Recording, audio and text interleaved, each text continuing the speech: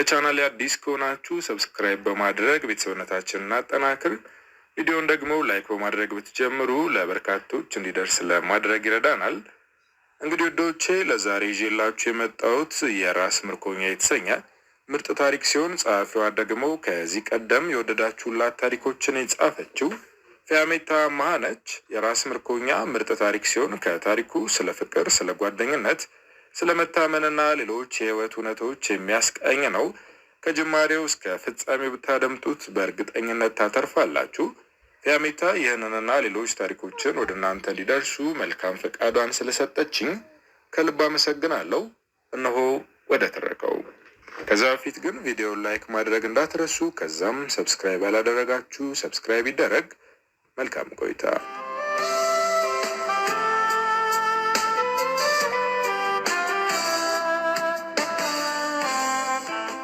የራስ ምርኮኛ ከፊያሜታ አማሃ።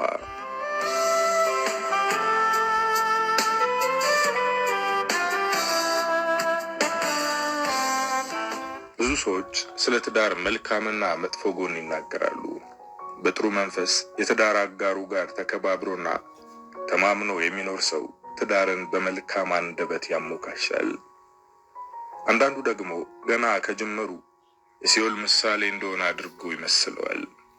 ነገር ግን ትዳር ውስጥ ትዕግስት፣ እምነትና መከባበር ካለ የሲኦል ምሳሌ ሳይሆን ገነትን ይወክላል። ሀብታሙ ግን ትዳሩ ሲኦል ከሆነበት 2 ዓመትን አስቆጥሯል። ከኤፍራታ ጋር ከተጋቡ 6 ዓመቱ ናቸዋል። የ2 ዓመቱ ወንድ ልጅም አላቸው።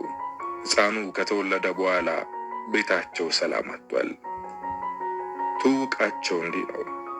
ከ6 ዓመት በፊት ሁለቱም ፈረንሳይኛ ቋንቋ ለመማር አንድ ትምህርት ቤት ይገናኛሉ። ኤፍራታ ፓሪስ ውስጥ የፋሽን ትምህርት ለመማር፣ ሀብታሙ ደግሞ ለስራ ፓሪስ ለመሄድ ዝግጅት ላይ ነበሩ። የቋንቋ ክፍል ውስጥ ለመጀመሪያ ጊዜ ሲያት ልቡ ደነገጠላት። እሷም ብትሆን እንዳየችው ነበር የወደደችው። ሁለቱም ልባቸው ቢፈቃቀድም አይን ላይን ከመታየት ውጪ በአካል ተቀራርበው ማውራት ድፍረት አልነበራቸውም። ኤፍራታ በጣም ቀበጥና ጩሃ ማውራት የምትወድ ሴት ናት። ሀብታሙ ደግሞ የተረጋጋና ዝምተኛ ነው። እሷ ክላስ ውስጥ ከሁሉም ጋር ብትግባባም ከሱ ጋር ግን ከመታየት ውጪ ቃላት ተለዋውጠው አያውቁም። ውስጣቸው ማውራት ቢፈልግም አፋቸው ግን በድፍረት ቃላቶችን አያወጣም። ሀብታሙ ዝምተኛ እንደሆነ ስለምታውቅ እሷ አንድ እርምጃ ቀድማ ልትቀርበው አስባ ነበር። ግን እሱ እንድትቀርበው መንገድ አልከፈተላትም። ብዙ ጊዜ ልታናግረው ብትሞክርም እሱ ከሷ አይሸሽ ነበር። አንድ ቀን ኤፍራታ ክላስ ለመግባት ቀድማ ነበር የተገኘችው። ሌሎች ተማሪዎች ስላልመጡ ክላስ ውስጥ ገብታ ለመቀመጥ በሩን ስትከፍት ሀብታሙ ቁጭ ብሏል። ሁለቱም ደነገጡ። ኤፍራታ ብትደነግጥም እሱን ለማውራት እድል ስላገኘች አጋጣሚውን ለመጠቀም ወስና ወንበር ስባ ከጎኑ ተቀመጠች። ሀብታሙ አንገቱን አቀርቅሮ ስልኩን ይጎረጉራል። ኤፍራታ እባላለሁ አለችው። ስሟን የነገረችው ወሬ ለመጀመር ነው እንጂ እንደሚያውቃት እርግጠኛ ናት። እሱም ቀና ብሎ እያያት መለሰላት። ስምሽን አውቀዋለሁ በማለት አጭር መልስ ሰጥቷት ወሬውን ዘጋው። እሷም ተስፋ ሳትቆርጥ ለማናገር ሞከረች። ያንተ ስም ማን ነው አለችው። ጥያቄዋ ሀብታሙን በንዴት ከመቀመጫው አስነሳው። ሁለተኛ ስም የለኝም፣ ያለኝ አንድ ስም ነው፣ እሱንም ታውቂዋለሽ በማለት በተቀመጠችበት ትቷት ወጣ። እያወቀች ስለጠየቀችው በጣም ተናዷል። እሷ ከእሷ አንደበት ለመስማት ብትፈልግም አልቻለችም። በተቀመጠችበት ትቷት በመሄዱ ተናዳለች። ኤፍራታና ሀብታሙ ከዛች ቀን በኋላ እንደ ጠላት በጎሪጥ መታየት ጀመሩ። ነገር ግን ልባቸው ውስጥ ያለችው የፍቅር ጭላንጭል እያደገች ነው። በትንሽ ፍቅር የተለኮሰው የልባቸው መሻት አድጎ ሙሉ ልባቸውን ወረሰው። እሷም ሆነች እሱ የአይን ሱሰኛ ሆኑ። ቀን በቀን ካልተያዩ ታመው ይውላሉ። ሀብታሙ ሁለት የልብ ጓደኞች አሉት። ሚኪና ዮኒ ይባላሉ። ሚኪ በጣም ትሁትና ነገሮችን በእርጋታ የሚያይ ጓደኛው ነው። ዮኒ ደግሞ በተቃራኒው በጣም ችኩልና ሴት አሳዳጅ ነው። ሀብታሙ የተለያየ ጸባይ ያላቸውን ጓደኞቹን እስከ ግድፈታቸው ይወዳቸዋል። ግን ደግሞ የዮናስን ጸባይ ለመቀየር ብዙ ነገሮችን አድርጓል። ዮናስ ከሚያስጠላው ጸባዩ መካከል ጓደኞቹ የተመኟትን ሴት ቀድሞ ለራሱ ለማድረግ ይሞክራል። በዚህ የሚያስጠላ ጸባዩ ምክንያት በተደጋጋሚ ተጣልተዋል። ሀብታሙም ስለ ኤፍራታ የነገራቸው ከብዙ ጊዜ በኋላ የሚያደርገው ሲጠፋው ነበር። ሁለቱም እንዲያናገራትና ከክላስ ውጭ አግኝቷት እንዲያወሩ መከሩት። ሀብታሙ በኤፍራታ ተሸንፎ ከክላስ ውጭ እንዲገናኙ በመጠየቅ የመጀመሪያ ቀጠሮ ተቀጣጠሩ። የመጀመሪያ ቀጠሯቸው በተሳካ ሁኔታና ተስፋ በሚሰጥ መልኩ ተጠናቀቀ። ከዛ በኋላ በተደጋጋሚ እየተገናኙ መገባበዝና ሲኒማ ማየት ቀጠሉ። ከጥቂት ሳምንት በኋላ ጥልቅ የሆነ ፍቅር ውስጥ ገቡ። ሁለቱም ፓሪስ የመሄድ ዓላማቸውን ክርትም አድርገው ተዉት። ቀስ በቀስ ትዳር ወደሚለው ሐሳብ መጡ። የኤፍራታ ቤተሰቦች እሱን እንድታገባ አልፈለጉም ነበር። ምክንያቱም እሱ የአንድ ድርጅት ማናጀር ሆኖ ነው የሚሰራው። እነሱ ግን ልጃቸው የድርጅት ባለቤት እንድታገባ ነው የሚፈልጉት። ግን ኤፍራታ ፍቅር ውስጥ ስለነበረች እነሱ ደስተኛ ባይሆኑም ሀብታሙን አገባችው። የትዳር ጎጇቸው ለ4 ዓመት ያክል በጣም በፍቅር የሞቀ ነበር። ግን ልጅ መውለድ አልቻሉም። ሀብታሙ ልጅ መውለድ ቢፈልግም እሷ እናት ለመሆን ዝግጁ አይደለሁም ስለምትለው ታግሶ ቆየ። 4 ዓመት ደስ በሚል ትዳር ውስጥ ቆዩ። አንድ ቀን ማታ ስራ ቆይቶ ሲመለስ መንገድ ላይ የመኪናው ጎማ ተበላሽቶበት ይቆማል። እዛ ቆሞ ለጓደኛው ለሚኪ የደወለ ያለ ትንሽ ራቅ ብሎ ከቆመው መኪና ውስጥ ታፈነ የሴት ድምጽ ይሰማል። ስልክ መደወሉን አቁሞ ድምጽ ወደ ሰማበት ቦታ ሄደ። ሲደርስ ያየው ነገር በጣም ከባድ ነበር። መኪናው ውስጥ አንድ ጎልማሳ አፏን አፍኖ ሊደፍራት እየሞከረ ነበር። ሀብታሙ በአካባቢው ማንም እንደሌለና ጨለማ መሆኑን ቢያውቅም ይህን ነገር አይቶ እንዳላየ መሆን አልፈለገም። መኪናውን ከፍቶ የሰውየውን እግር እየጎተተ አወጣው። ሰውየው ስፖርተኛና ሰውነቱ በጣም ግዙፍ ነው። ሁለቱም አንገት ለአንገት ተናነቁ።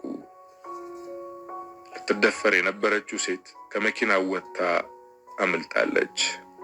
አሁን ሀብታሙና ወጠምሻው ብቻቸውን ተፋጠዋል። ሰውየው በአንደኛው እጁ ከጀርባው ሽጉጥ መዞ አወጣ። ለመተኮስ ሲሞክር ሀብታሙ የመጨረሻ አቅሙን ተጠቅሞ የሽጉጡን አፈሙዝ ወደ ሰውየው አዙሮ ተኮሰው። ሰውየው ከተተኮሰበት በኋላ ራሱ የሀብታሙን አንገት ቶሎ አልለቀቀውም። ሀብታሙ በድንጋጤ ተንበርክኮ ማልቀስና መንቀጥቀጥ ጀመረ። ትንሽ ከቆየ በኋላ ስልኩን አውጥቶ ለሚኪ ደወለለት። ሚኪ ቶሎ መጥቶ ሽጉጡ ላይና ሰውየው ላይ ያለውን አሻራ በማጥፋት ሀብታሙን ወደ ቤቱ አደረሰው። ዮኒ ደግሞ እዛ የቆመችውን የሀብታሙን መኪና ይዞ ሄደ። በሁለተኛው ቀን ሀብታሙ እጁን ለፖሊስ መስጠት ቢፈልግም ያን የማድረግ ድፍረት አጣ። ከቀን ወደ ቀን ጭንቀቱ የባሰበትና እንቅልፍ እያጣ ሄደ። እዚህ ጭንቀት ውስጥ እንዳሉ ልጅ ተረገዘ። ከዛ በኋላ ልጅ ሲወልዱና የትዳር ጎጇቸው ሰላም ሲያጣ አንድ ሆነ። ፍቅራችንን ያጠነክራል ብለው ቢያስቡም በሆነ ባልሆነው መጨቃጨቅ ጀመሩ። ይባስ ነገሩን እያከረረው የመጣው የኤፍራታ የድሮ ፍቅረኛ ከካናዳ ከመጣ በኋላ ነው። ኤፍራታ ሕፃኑን ቤት ከሞግዚት ጋር ትታ በመሄድ ከድሮ ፍቅረኛዋ ጋር ውላ መምጣት ጀመረች። ሀብታሙ ቢያስጠነቅቃትም እሷ ግን አላቆመችም። ፍቅራችንን ያጠነክራል ብለው ቢያስቡም በሆነ ባልሆነው መጨቃጨቅ ጀመሩ። ይባስ ነገሩን እያከረረ የመጣው የኤፍራታ የድሮ ፍቅረኛ ከካናዳ ከመጣ በኋላ ነው። ኤፍራታ ሕፃኑን ቤት ከሞግዚት ጋር ትታ በመሄድ ከድሮ ፍቅረኛዋ ጋር ውላ መምጣት ጀመረች። ሀብታሙ ቢያስጠነቅቃትም እሷ ግን አላቆመችም። ቤተሰቦቿ የልጇን አባት ፈታ የድሮ ፍቅረኛዋን እንድታገባ እየገፋፏት ነው። በጭቅጭቅና በጸብ ለ2 ዓመት ቆዩ። ሀብታሙ ማምሸትና ሰክሮ መግባት ጀመረ። ጓደኞቹ ለማስማማትና ቤታቸው ውስጥ ሰላም እንዲሰፍን ብዙ ጥረት አድርገዋል። ግን ኤፍራታ ልትሻሻል አልቻለችም። እሱም ከስራ በኋላ ወደ ቤቱ ሳይሆን ወደ መጠጥ ቤት በመሄድ ባንኮኒ ተደግፎ ጓደኞቹ ትዳር የሚባል ሲኦል ውስጥ እንዳይገቡ ይመክራቸዋል። ዛሬ ከስራ ቀደም ብሎ በመውጣት መጠጡን በጊዜ ነው የጀመረው። ጓደኞቹ ሲመጡ እሱ ሞቅታ ውስጥ ነበረ። ያለበት ሁኔታ ጓደኞቹን ያስጨነቃቸው ነው።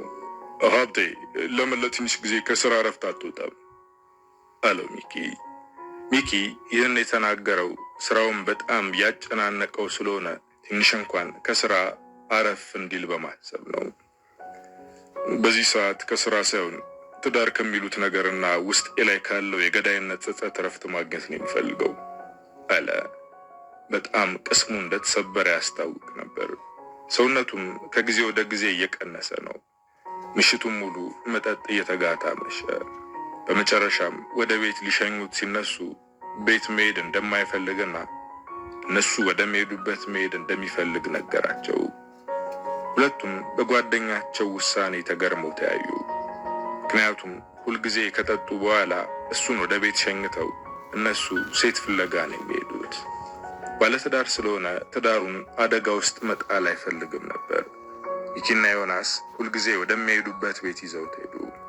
ሀብታሙ ከመኪናው ወርዶ ያለበትን ቦታ ግራ በመጋባት ዙሪያ ገባውን ባይኑ ይቃኛል። በዚህ እኩለ ሌሊት ማሳጅ ቤት ምን እንሰራለን? በማለት ጠየቃቸው።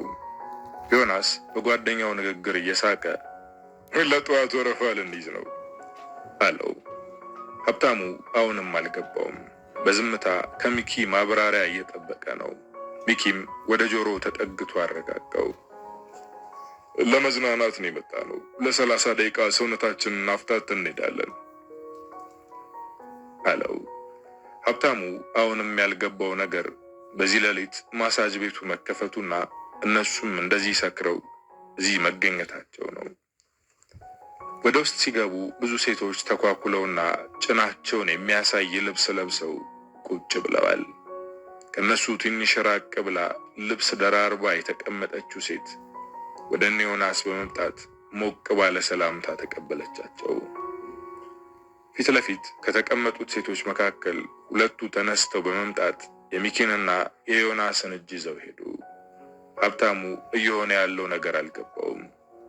ጋቢ የለበሰችው ሴት ብቻዋን ጥግ ላይ የተቀመጠችውን ሴት እንድትመጣ በእጇ ምልክት ሰጠቻት። ልጅቷ ተነስታ ስትራመድ ሌሎቹ ሴቶች በጎሪጥ ያዩዋታል። እንግዳችንን ይዘሽው ግቢ አለቻት። እሷም በእሽታ ከፊት እየመራችው ወደ አንድ ክፍል ይዘው ገባች። ክፍሉ ለማሳጅ የተዘጋጀ ነው። ጠረጴዛው ላይ የማሳጅ ዘይት የያዙ ጠርሙሶች ተደርድረዋል። ሀብታሙ በዚህ ሰዓት ማሳጅ መደረግ ባይፈልግም ጓደኞቹ ያደረጉትን ነገር ለማድረግ ዝግጁ ነው። የተዘጋጀው ፍራሽ ላይ ተቀመጠ። ይዛ የገባችው ሴት ፊት ለፊቱ ላይ እንደቆመች የለበሰችውን ቁምጣ ቁልፍ በመፍታት ለማውለቅ ዝቅ ስታደርግ በድንጋጤ ከተቀመጠበት በመነሳት እንዳታውልቅ አስቆማት። ለ2 ዓመት የሚስቱንም ሆነ የሌላ ሴት ገላ ነክቶ ስለማያውቅ የወሲብ ስሜቱ ቢኖረውም ከሚስቱ ውጪ ከሌላ ሴትና እዚህ ቦታ ስሜቱን ማብረድ አልፈለገም። አዲስ አበባ ውስጥ ብዙ ጥራታቸውንና ስርዓታቸውን የጠበቁ ማሳጅ ቤቶች እንዳሉ ሁሉ በዛው ልክም ከስርዓት ውጪ የሆኑ ቤቶች አሉ። በስመ ማሳጅ ቤት የተከፈቱ ቢሆኑም ውስጥ ላይ ግን ተግባራቸው ሌላ ነው። ሀብታሙም እስከዛሬ ይህንን አያውቅም ነበር። አዲስ አበባ እንደ ነዋሪዎቿ ብዛት ተግባሯን ብዙ ነው። አታውልቂ፣ ምን እያደረግሽ ነው አላት በቁጣ። እሷም ደንግጣ ባለችበት ቆመች። ምን ነው አልተመቸውህም? አለችው በፍርሃት እየተንቀጠቀጠች። ሀብታሙ የገባበት ጉድ ቢያስደነግጠውም ፊት ለፊቱ የቆመችው ወጣት ሴት በፍርሃትና በጭንቀት ውስጥ መሆኗን ሲያስተውል ከተቀመጠበት ተነስቶ አረጋጋት። አይ ስላልተመቸሽኝ ሳይሆን እኔ ለዚህ ነገር አይደለም የመጣሁት አላት። እሷም እዚህ ቦታ ከዚህ ውጪ ለምን እንደሚመጣ አልገባትም። እና ለምንድን ነው የመጣው? እኔ ካልተመቸው ሌላ ሴት እንድትመጣልህ ላድርግ አለችው። እሱም እጇን ይዞ አብራው እንድትቀመጥ አደረጋት። አሁን በዚህ ፍጥነት ከዚህ ወጥቶ ቤድ እነዛ በጎሪጥ ሲያዩዋት የነበሩ ሴቶች መሳለቂያ ያደርጓታል ብሎ አሰበ። ስለዚህ ያለው አማራጭ የመውጫ ሰዓቱ እስከሚደርስ መቆየት ነው። ከሚስቴ ጋር ስለተጣላውና ውስጤ ላይ ልነግርሽ የማልችለው ጸጸት ስላለ ለተወሰነ ሰዓት ራሴን ለመርሳትና አዲስ ነገር ለማየት ነበር የመጣሁት አላት። ሀብታሙ ብሶቱንና ሚስቱ ጋር ያለበትን ሁኔታ ለማያውቃት ሴት ዘግዝኮ ነገራት። ከመጀመሪያው እስከ መጨረሻው ካወራት በኋላ እፎይ ብሎ ተነፈሰ። እሷም በዝምታ ጆሮዋን ከፍታ አዳመጠችው። እዚህ ቦታ መገኘት የሌለብህ ወንድ ትመስላለህ። ከዚህ በኋላ እዚህም ሆነ ሌላ ተመሳሳይ ቦታ አትገኝ። እኔ የምመክርህ ይሄንን ነው። እዚህ መገኘት የትዳር ሕይወትን ይበጠብጠዋል እንጂ አያስተካክለውም። ትዕግስተኛውን ምናልባት ያኔ ሁሉም ነገር ይስተካከል ይሆናል አለችው። ሀብታሙ ከጎኑ የተቀመጠችውን ወጣት አይኖች አያቸው። እሷም ውስጥ የተዳፈነ እሳት እንዳለ አስተውሏል። አንቺም እዚህ መገኘት የሌለብሽ ሴት ትመስያለሽ አላት። ከአይኑ እይታ ለመሸሽ አንገቷን በመድፋት በደከመና በለሆሳስ አንደበት ተናገረች። ግዴታ ካልሆነ ሁሉም ሰው እዚህ መገኘት የለበትም አለችው። አነጋገሯ ለየት ያለና እንደ ዲያሎግ የተጠና የሚመስል ነው። ሁኔታዋ ሁሉ በቅርቡ እንደመጣች የሚያስታውቅ ነው። ሀብታሙ ሴት ልጅ እንደዚህ በእርጋታ የምታወራ አይመስለውም ነበር። እናቱ እሱን እንደወለደች ነበር የሞተችው። ያደገው ከአባቱ ጋር ነው። ከሴት ጋር የነበረው ቀረቤታ በጣም ሩቅ ነበር። ከኤፍራታ ጋር ሲተዋወቅም እሷ በጣም ቀበጥና ጮክ ብላ ታወራ ነበር። ጭቅጭቅ ከጀመሩ በኋላም በጩኸት ቤቱን በአንድ እግሩ ታቆመዋለች። ስለዚህ ሴቶች በቀስታና በእርጋታ የሚያወሩ አይመስለውም ነበር። ስምሽ ማን ነው አላት። እሙ አለችው። ሀብታሙ ሲወጣ በጣም በተረጋጋ መንፈስ ነበር። በርከት ያለ ቲፕም ሰጣት። ጓደኞቹ እንደተደሰተ ሲጠይቁት በአዎንታ ጭንቅላቱን ከፍ ዝቅ ከማድረግ ውጪ መልስ አልሰጣቸውም። ሀብታሙ ለመንጋት ትንሽ ሰዓት ሲቀር ነበር ወደ ቤቱ የተመለሰው። ቤት ገብቶ ሶፋው ላይ ተኛ። ጎኑ እንዳረፈ ነበር አይኖቹ የተከደኑት። እንደዚህ የሰላም እንቅልፍ ተኝቶ አያውቅም። ጠዋት የተነሳው በኤፍራታ የቁጣ ጩኸት ነው። ሌሊት መግባቱን ምክንያት አድርጋ በጠዋት መጨቃጨቅ ጀመረች። አሁን ግን እንደ ከዚህ በፊቱ ከእሷ ጋር ቃላትን የሰነጠቀ አልተጨቃጨቅም። ወደ መኝታ ክፍል በመግባት ልብሱን ቀይሮ ከቤት ወጣ።